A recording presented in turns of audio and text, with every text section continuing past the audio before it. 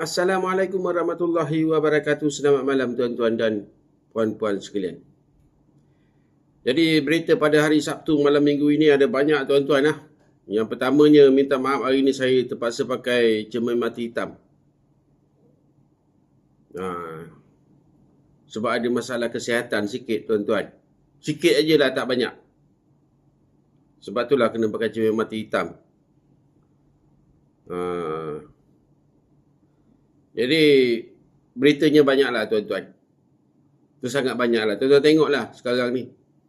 Hari Sabtu malam minggu pun terpaksa buat konten. Orang lain kalau yang makan gaji macam Ceplos kan, weekend dia enjoy lah. Tuan-tuan pergi kelab.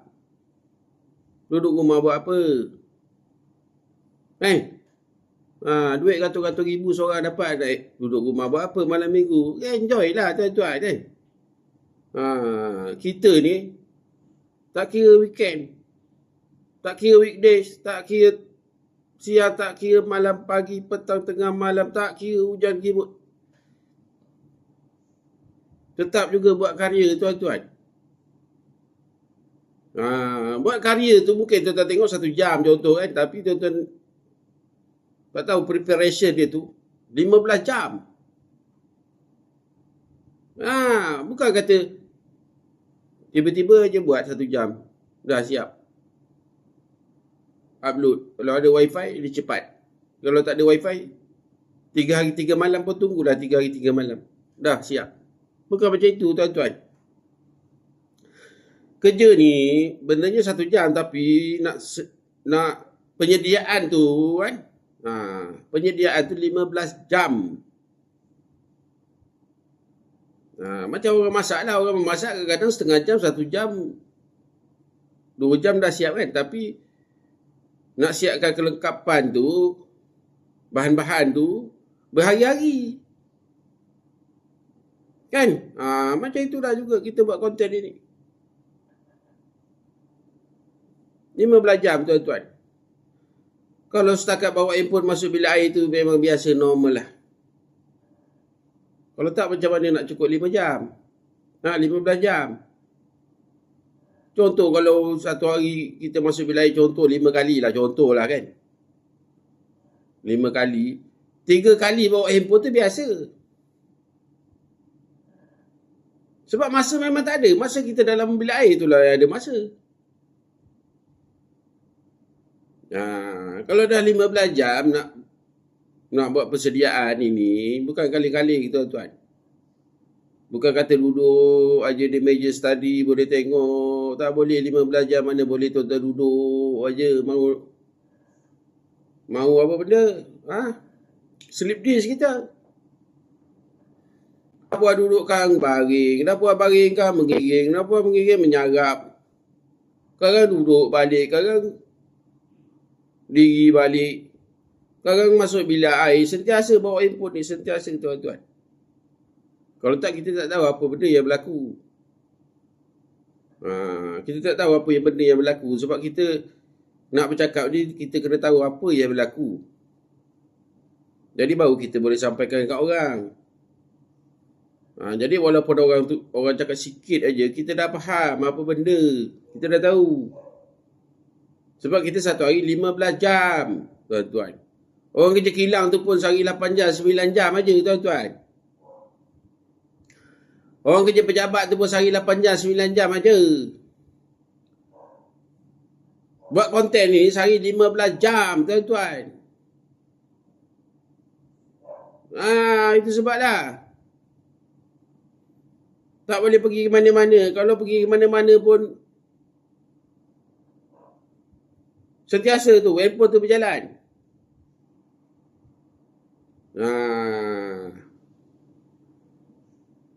Masuk bilik air pun kena bawa handphone tu, bayangkanlah. Itu sebablah kadang-kadang kalau orang yang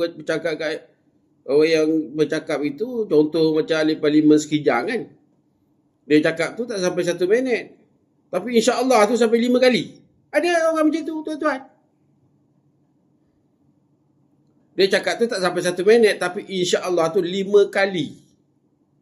Masya-Allah. Nanti kita akan semua tahu siapa dia, poster boy dia, Johor. InsyaAllah tuan-tuan akan tahu juga akhirnya kalau kita menang nanti. InsyaAllah. InsyaAllah. Dia tak tahu kita dengar tu dalam bilik air. Kalau dalam bilik air mana boleh sebut insyaAllah, insyaAllah, insyaAllah, Alhamdulillah, Allah, Allah. Tak boleh, tuan-tuan, haram.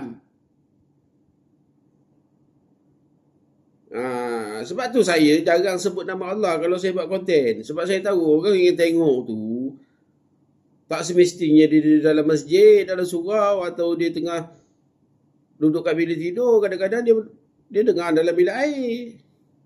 Sebab tu saya elakkanlah perkataan Allah tu. Bukan macam Bujah Yusuf, ya Allah, engkau sakau duit umat Islam, kau tak mengaku sakau. Saya lemah lah orang-orang macam ni, tuan-tuan. Saya memang seboleh-boleh elak perkataan itu. Bukan sebab tak nak sebut, tapi kita tahu orang tu, dia dengar kita cakap ni, dia berbagai-bagai tempat. Dia buatnya ketika tu dia ada dalam tandas. Tu tak nak cakap apa? Tak pasal-pasal kita nak tanggung dosa pula nanti. Itu sebablah, tuan-tuan. Memang dengar pun dia bilang, yalah kalau video tu contoh, orang yang berceramah contoh 1 jam, tuan-tuan boleh tahan ke duduk 1 jam dengar dia cakap? Tak boleh tahan. Mesti kejap-kejap kan nak pergi bilik air, kejap-kejap kan nak baring, dah lengur tunggu. Dah puas baring, dah sakit tengkuk kan, nak duduk pula.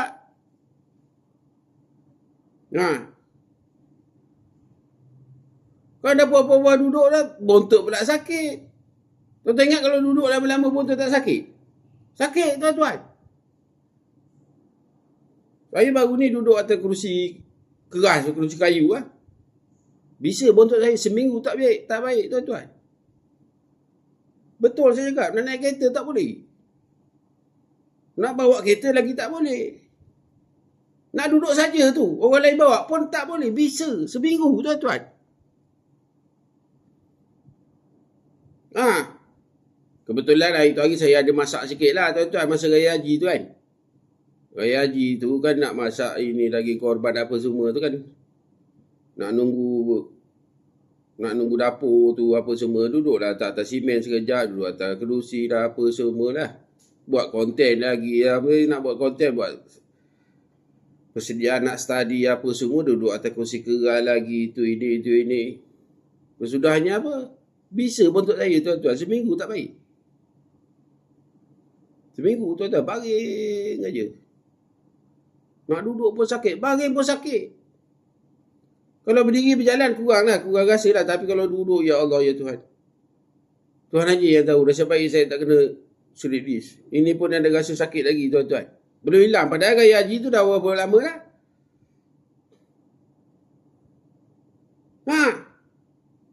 Seminggu tak boleh duduk, tuan-tuan. Tuan-tuan jangan ingat main-main ini benda. Taklah sebab kita ni kadang-kadang buat konten tu kat outstation, luar kawasan, apa semua, mana kita boleh nak tahu macam mana kan. Bila kita dah kena baru kita tahu seminggu tak boleh duduk. Bisa bontot bukan main, tuan-tuan. Sebelum tu kita boleh tahan, tak ada apa-apa. Sikit tak ada apa-apa. Bila dah kena seminggu tak boleh duduk baru kita tahu. Jadi, beritanya banyak hari ni. Memang saya buat study 15 jam hari ni. Tak pergi mana, tak buat apa-apa pun, tuan-tuan. 15 jam. Jadi, bila Ashraf Wajdi keluar kenyataan, sikit aja saya dah tahu dah siapa. Orang lain tak tahu. Ashraf Wajdi pun tak cakap siapa. Orang lain pun tak tahu siapa yang ditujukan oleh Ashraf Wajdi. Tapi kucing tanah tahu. Sebab kucing tanah 15 jam. Tengok sana, tengok sini, tengok sana, tengok sini, tengok sana, tengok sini. Walaupun Ashraf Wajdi tak cakap siapa nama, kucing tanah dah tahu. Kucing tanah boleh bagi tahu tuan-tuan siapa yang dimaksudkan.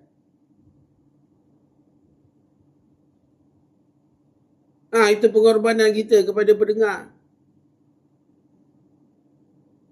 Sementara kita ada kesempatan, ada kelapangan, diizinkan oleh Allah Ta'ala, ada kesihatan sikit kan.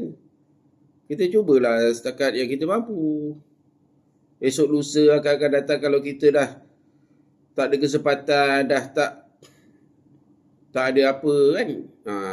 Tak diberi kesempatan, kesihatan tak mengizinkan ke apa, masa tak mengizinkan. Itu lain cerita lah tuan-tuan. Tapi buat masa ni saya memang beritahu tuan-tuan, 10 jam, 15 jam, satu hari memang tak boleh lah. Jadi beritanya banyak lah hari ni . Yang saya sempat catat ada 7 perkara lah. 7 perkara tuan-tuan. 7 perkara saya, kalau 7 perkara tu kalau setakat nak buat konten 3 jam saya memang tak ada masalah.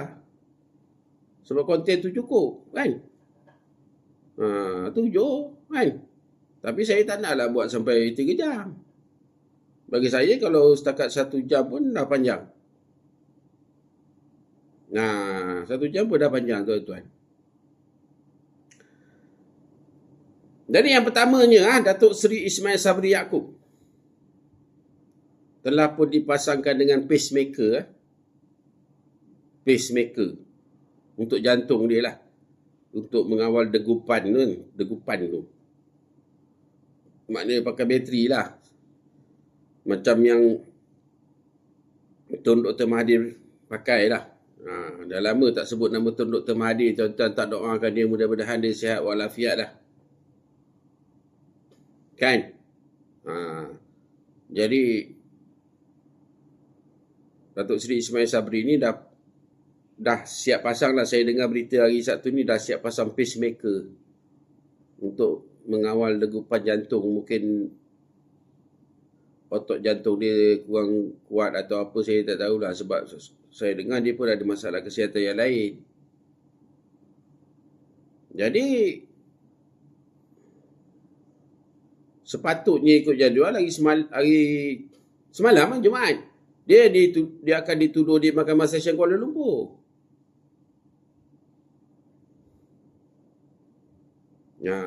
Atas itulah saya dengar berkaitan dengan pengisytiharan harta, iaitu melibatkan rampasan wang tunai 170 juta ringgit dan juga emas, jongkok emas sebanyak 16 kilogram. Siasatan tu dah dibuat tahun lepas dan selesai siasatan tu Jun tahun lepas. Hari ni dah Ogos. Bermakna dah setahun lebih lah siasatan tu dah complete kan. Dah setahun 1 bulan lah lebih kurang. Tapi baru hari ni nak dituduh. Macam itu tuan-tuan. Jadi hari ni Anwar Ibrahim bercakap di Melaka . Anwar Ibrahim ni pun ada cerita juga ni di Melaka. Hari ni buat marathon. Kan saya dah sini-sini dia tak muncul sampai saya pakai koyuk kan tuan-tuan. Jadi hari semalam hari Jumaat dia muncul lah buat pertama kali. Dia pergi sembahyang Jumaat. Lepas itu hari Sabtu hari ni dia pun muncul 3 kali. Dekat Melaka tuan-tuan. Dalam 3 program. Dia buat marathon hari ni tuan-tuan. Jadi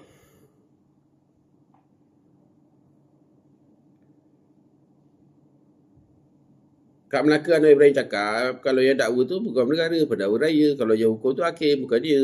Dia tak ada kuasa apa semua. Dia hanya boleh cakap siasat, ambil tindakan, itu aja dia kata tuan-tuan. Yelah, dia boleh cakap macam tu, tapi tak ada orang yang percaya kan. Contoh ni macam Ismail Sabri. Siasatan tu dah siap bulan Jun tahun 2025. Tapi apa pasal pula pendakwaan tu bulan Ogos tahun 2026. Selepas Pakatan Harapan Kalah di Negeri Sembilan baru nak dakwa kan, orang dah nampak situ. Kan tuan-tuan? Patut kalau siasatan dah selesai bulan 6, pendakwaan bulan 7, bulan 8. Tahun yang sama, bukannya pendakwaan bulan 8 tahun lagi 1 kan?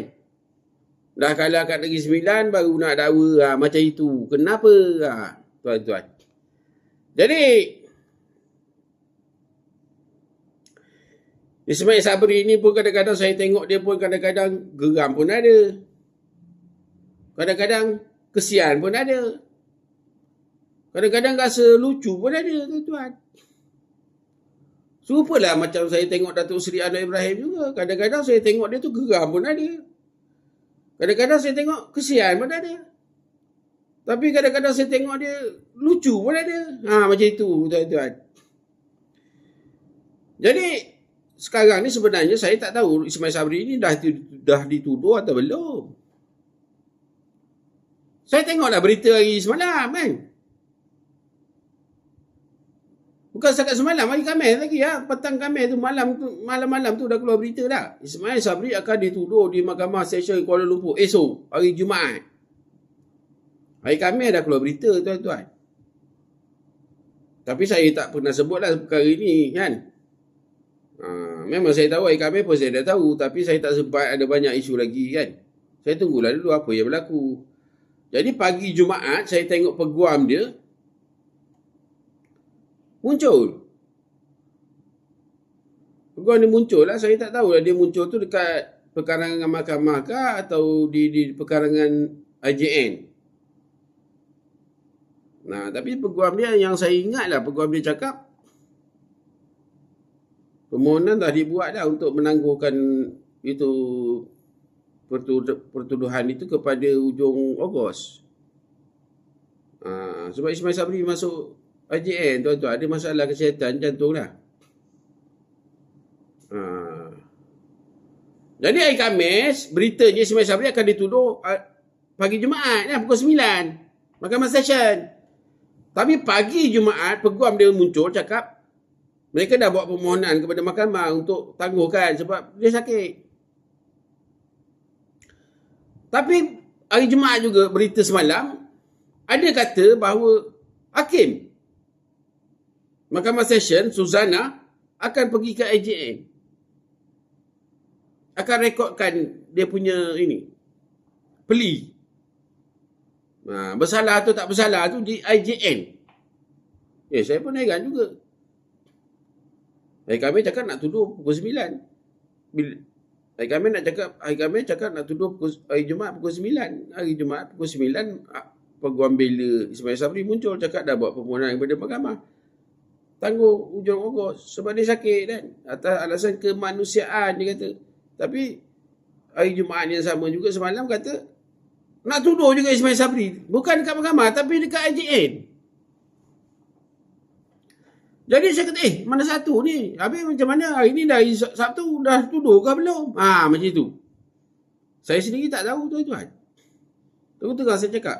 Saya sendiri pun tak tahu adakah Ismail Sabri dah dituduh di IJN atau belum. Adakah Hakim Mahkamah Session Suzana dah pergi IJN atau belum. Cuma saya rasa belum. Sebab tak ada dah berita itu. Berita kata hakim nak pergi IJN tu ada. Berita tu ada. Tapi berita hakim balik daripada IJN tu tak ada. Bermakna saya fikir tak ada lah.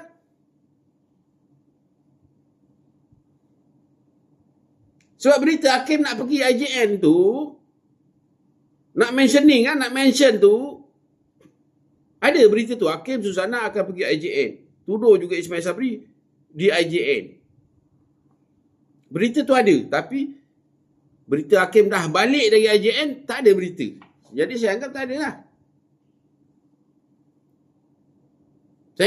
Saya anggap mungkin Hakim Suzana ambil kira apa semua rasa kemanusiaan ni lah. Kita tunggulah hujung Ogos pun tak berapa lama tuan-tuan kan. Hujung Ogos pun tak lama. Bukan lama sangat pun. Kan? Sabarlah sikit. Kawan tu tengah sakit dah nak buat macam mana.